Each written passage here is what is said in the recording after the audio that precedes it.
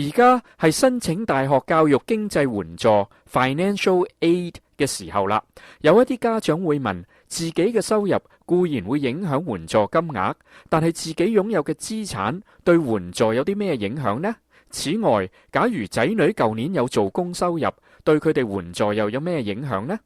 父母同埋仔女嘅收入同埋資產對仔女申請大學教育經濟援助當然係有影響嘅。最重要嘅因素係父母嘅收入，但係仔女嘅收入亦都可能有影響嘅。通常仔女收入嘅豁免金額大概係3000蚊，即係仔女收入低過呢個金額就冇影響，超出嘅金額就會減少援助。大概係超過2蚊就減少援助1蚊，除非父母嘅收入係非常低。